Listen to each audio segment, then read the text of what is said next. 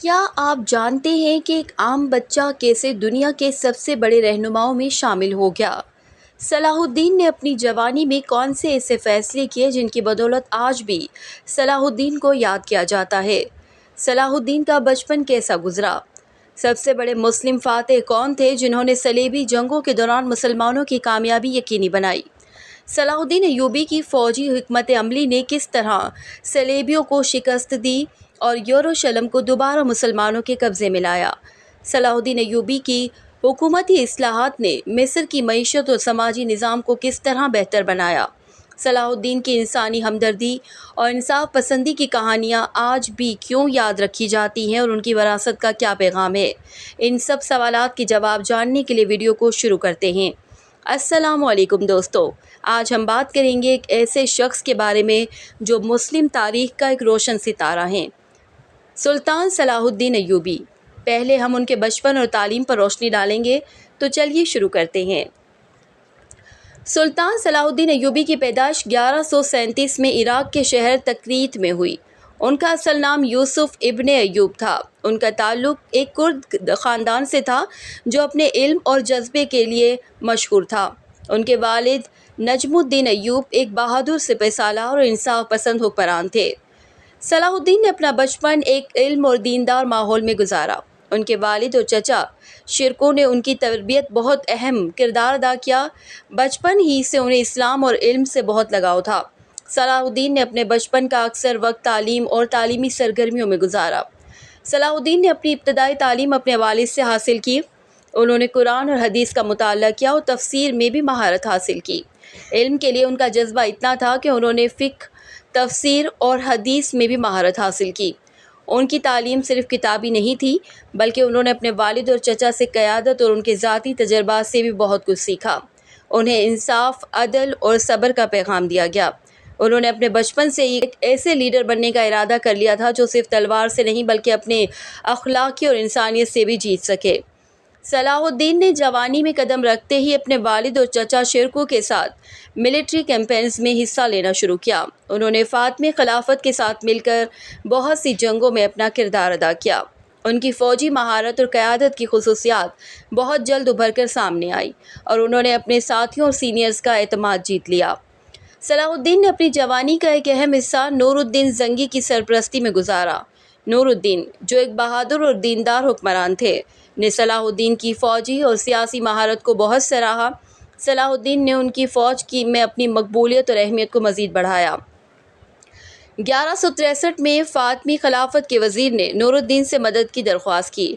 صلاح الدین نے اپنے چچا شرکوں کے ساتھ مصر کا رخ کیا اور یہاں اپنے فوجی مہارت کا امتحان دیا۔ انہوں نے یہاں بہت سی جنگوں میں شاندار پرفارمنس دکھائی اور اپنے دشمنوں کو شکست دی۔ 1169 میں شرکوں کی وفات کے بعد صلاح الدین کو مصر کا وزیر مقرر کیا گیا۔ انہوں نے یہاں اپنی حکمت اور تدبیر سے فاطمی خلافت کی اہمیت کو مزید مضبوط کیا۔ صلاح الدین نے اپنے عدل اور انصاف پسندی سے لوگوں کے دل جیت لیے اور اپنی حکومت کو مزید روشن کیا۔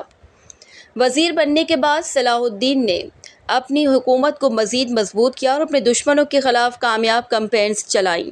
انہوں نے فاطمی خلافت کو ختم کر کے اپنی ایوبی سلطنت کی بنیاد رکھی۔ یہاں سے ان کی قیادت اور اسٹریٹجک بریلنس کا آغاز اصل سفر شروع ہوتا ہے۔ وزیر بننے کے بعد صلاح الدین نے مصر میں اپنے سیاسی طاقت کو مزید مضبوط کیا۔ صلاح الدین نے مصر کے لوگوں کا دل جیتنے کے لیے انصاف اور عدل کا دامن تھامے رکھا۔ صلاح الدین نے اپنی فوج میں بھی اصلاحات کی۔ انہوں نے اپنی فوج کو مزید ڈسپلنڈ اور منظم بنایا۔ انہوں نے اپنی فوج میں نئے لوگوں کو بھرتی کیا اور انہیں نئے تربیتی طریقوں سے روشناس کرایا۔ صلاح الدین نے اپنی فوج کو ایک مضبوط اور بہتر ساز و سامان سے لیس فورس میں تبدیل کیا جو کسی بھی دشمن کا مقابلہ کرنے کی صلاحیت رکھتی تھی۔ صلاح الدین نے اپنی سیاسی حکمت سے نئے اتحاد بنائے۔ انہوں نے مسلم حکمرانوں کے ساتھ مضبوط تعلقات قائم کیے اور اپنے دشمنوں کے خلاف ایک متحد محاذ بنایا۔ صلاح الدین نے اپنے ملک کے اندر بھی اتحاد اور استحکام کو فروغ دیا اور لوگوں کے درمیان اتحاد اور بھائی چارہ قائم رکھا۔ صلاح الدین نے اپنی حکومت کو مزید مضبوط کرنے کے لیے بہت سی جنگوں میں حصہ لیا۔ انہوں نے صلیبیوں کے خلاف بہت سی جنگوں میں اپنی فوجی مہارت اور قیادت کی خصوصیات کو ثابت کیا۔ صلاح الدین نے اپنے دشمنوں کے ہر حملے کا مقابلہ کیا اور اپنے ملک کی حفاظت کی۔ صلاح الدین کی زندگی کا ایک اہم موڑ بیٹل آف ہیٹن تھا جو 1187 میں صلیبیوں کے خلاف لڑی گئی۔ یہ جنگ بہت اہمیت کی حامل تھی کیونکہ اس نے فلسطین کے نصیب کا فیصلہ کیا۔ صلاح الدین نے اپنی اسٹریٹجک بیلنس اور فوجی حکمت عملی سے صلیبیوں کو شکست دی اور ان کی بہت سی فوج قید کر لی گئی۔ بیٹل آف ہیٹن کے بعد صلاح الدین نے یروشلم کی طرف رخ کیا۔ 2 اکتوبر 1187 کو صلاح الدین نے یروشلم کو فتح کر لیا۔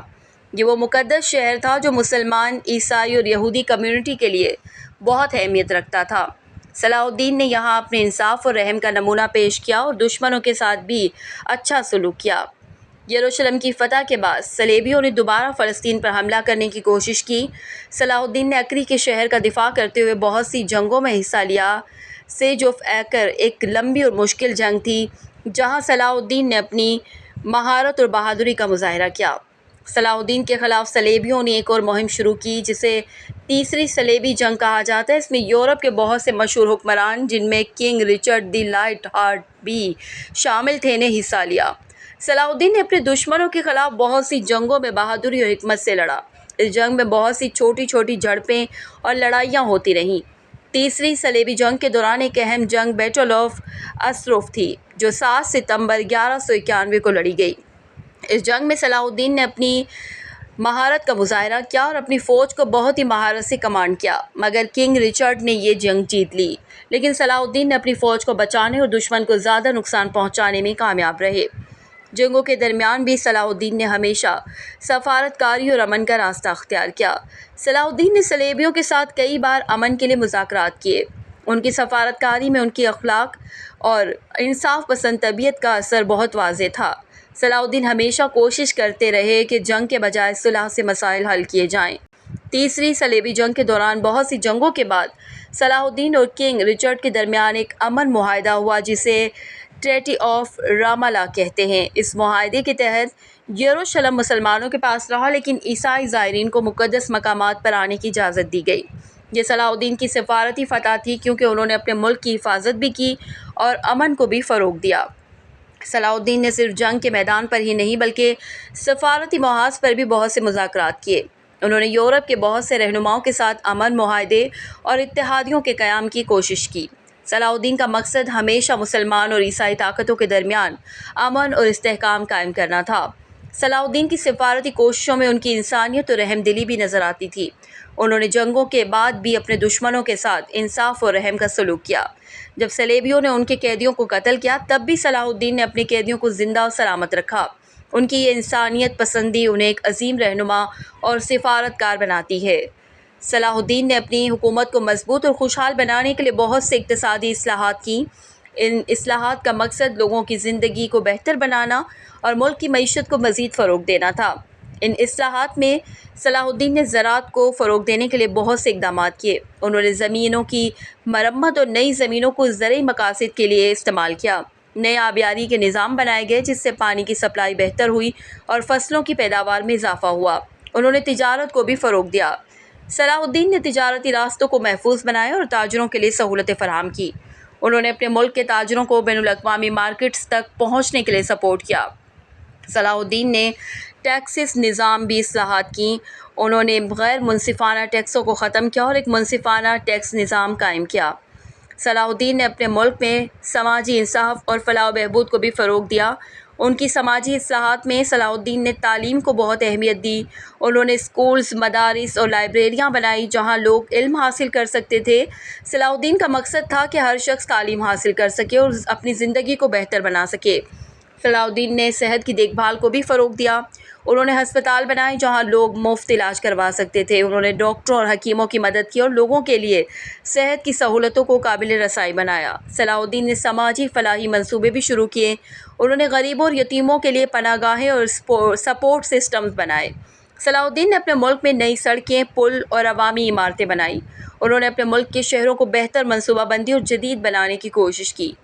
صلاح الدین ایوبی اپنی پیشہ ورانہ زندگی کے ساتھ ساتھ اپنی ذاتی زندگی کو بھی بہت اہمیت دیتے تھے۔ صلاح الدین نے کئی شادیاں کی تھیں جس کی وجہ سے ان کے خاندان کی تعداد بہت بڑی تھی۔ ان کی شادیوں سے ان کی کئی اولاد ہوئیں جو ان کے بعد بھی ان کی وراثت کو جاری رکھتے رہے۔ صلاح الدین کی ذاتی زندگی اور خاندان سے بھی ان کی وراثت زندہ رہی۔ ان کے بچوں نے ان کی تعلیمات اور اصولوں پر عمل کیا اور ان کی وراثت کو آگے بڑھایا۔ صلاح الدین ایوبی کی وفات 4 مارچ 1193 کو دمشق، شام میں ہوئی۔ ان کی وفات کے وقت ان کی عمر تقریباً 56 سال تھی۔ ان کا انتقال اس وقت ہوا جب وہ اپنی زندگی کے بہت سے اہم مقاصد حاصل کر چکے تھے اور اپنی حکومت کو مضبوط کر چکے تھے۔ ان کی وفات سے صرف مسلم دنیا ہی نہیں بلکہ پوری دنیا میں افسوس کا سما تھا۔ صلاح الدین اپنے آخری دنوں میں بھی اپنے لوگوں کے لیے کام کرتے رہے۔